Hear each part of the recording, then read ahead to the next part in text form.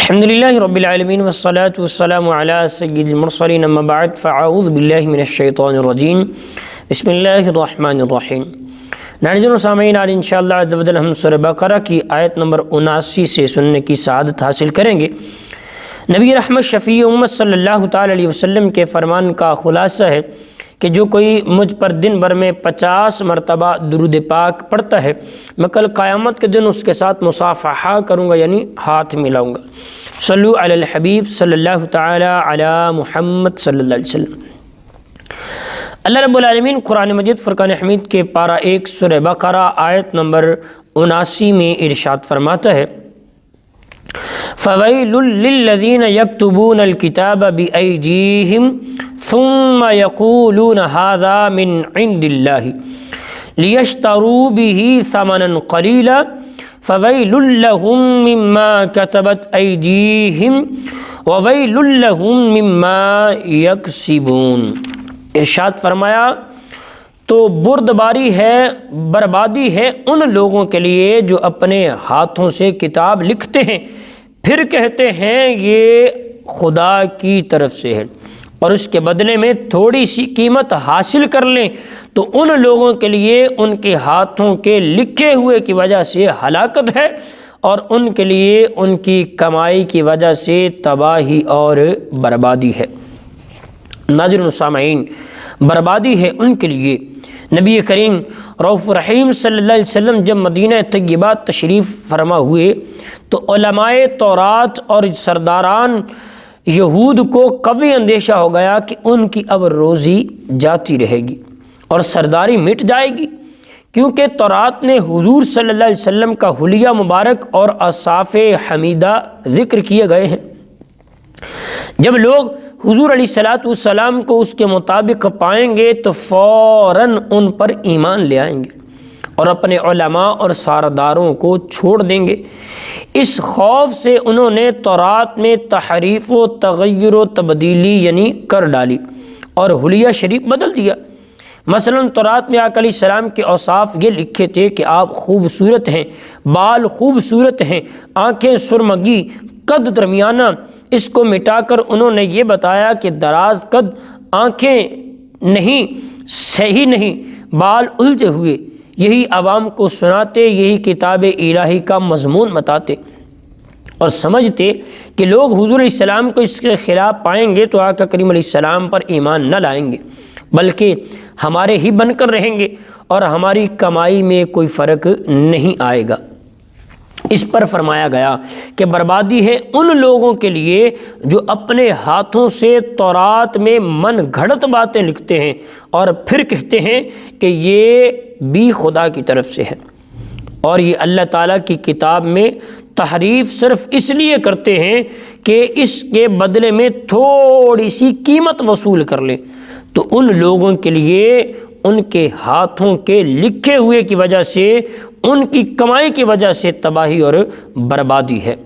آگے ارشاد فرمایا گیا آیت نمبر 80 میں، وَقَالُوا لَن تَمَسَّنَا النَّارُ إِلَّا أَيَّامًا مَّعْدُودَةً قُلْ أَتَّخَذْتُمْ عِندَ اللَّهِ عَهْدًا فَلَن يُخْلِفَ اللَّهُ عَهْدَهُ أَمْ تَقُولُونَ عَلَى اللَّهِ مَا لَا تَعْلَمُونَ۔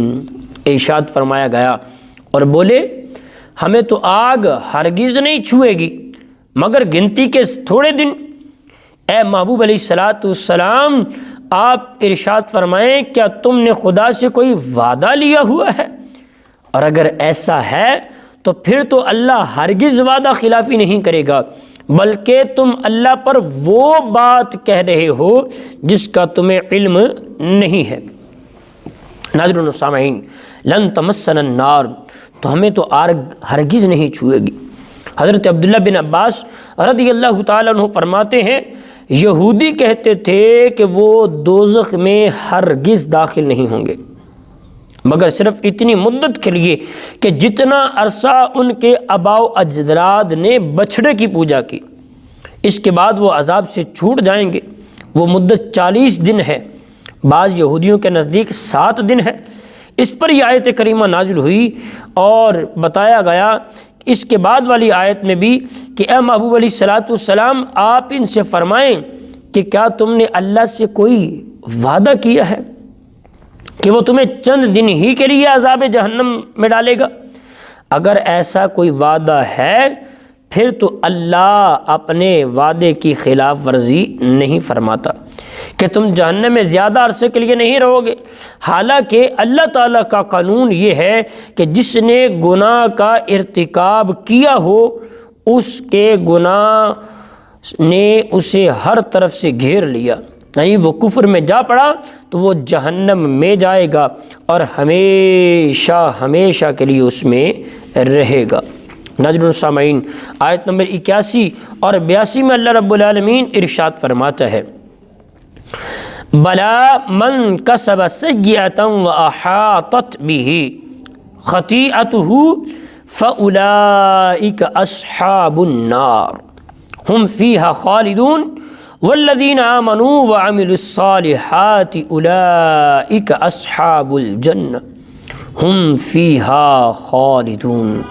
ہاں کیوں نہیں، جس نے گناہ کمایا اور اس کی خطا نے اس کا گھیراؤ کر لیا تو وہی لوگ جہنمی ہیں، وہ ہمیشہ اس میں رہیں گے، اور وہ جو ایمان لائے اچھے کام کیے ان کے لیے جنت ہے، انہیں ہمیشہ اس میں رہنا۔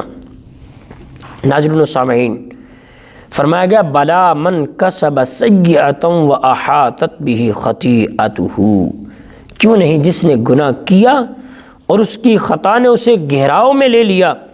اس آیت میں گناہ سے مراد شرک اور کفر فرمایا گیا کہ احاطہ کرنے سے مراد یہ ہے کہ نجات کی تمام راہیں اس پر بند کر دی ہو جائیں، کفر و شرک پر ہی اس کی موت آئے، کیونکہ مومن خواہ کیسا بھی گناہ گار کیوں نہ ہو، گناہوں سے گرا ہوا کیوں نہ ہو، اس لیے کہ ایمان جو سب سے بڑی نیکی ہے وہ اس کے پاس ہے، ایمان پر خاتمہ سب سے بڑی چیز ہے۔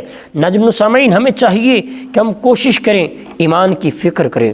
اللہ رب العالمین کے محبوب علیہ الصلوۃ والسلام بھی خود دعائیں فرمایا کرتے، دعا مانگا کرتے، یا مقلب القلوب ثبت قلبی علی دینک۔ تو ہمیں بھی چاہیے کہ نبی پاک علیہ السلام کی تعلیمات پر عمل کرتے ہوئے ہم بھی اپنے ایمان کی فکر کریں اور گناہوں سے بچیں، اور وہ لوگ جو اس آس پر کہ نبی پاک علیہ الصلوۃ والسلام نے ہمیں بخشوا لینا ہے، اللہ بڑا غفور الرحیم ہے، وہ بخشنے پر آتا ہے تو بخش دیتا ہے۔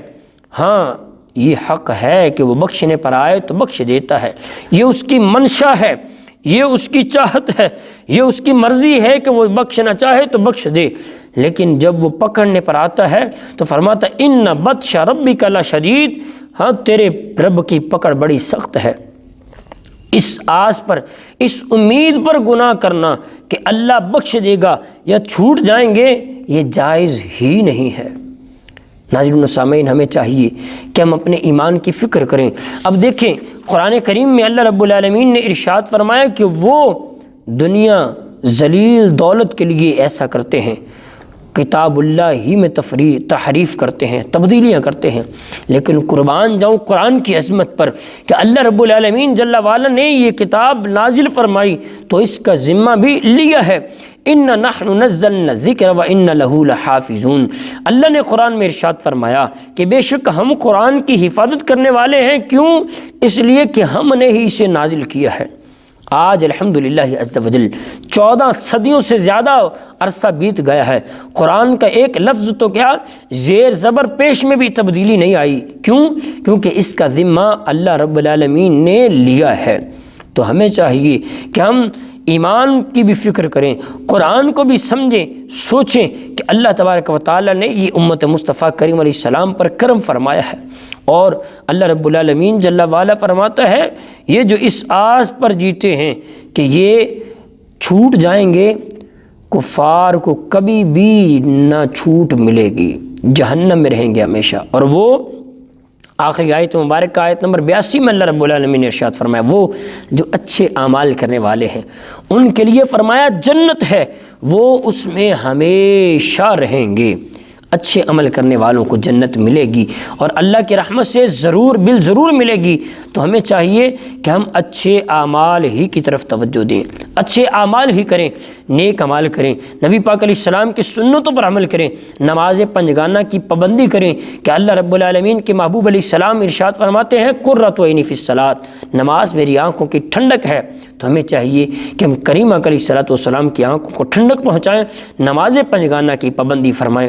اللہ تبارک و تعالی ہم سب کو عمل کرنے کی توفیق عطا فرمائے، آمین بجاہ نبی الامین صلی اللہ تعالی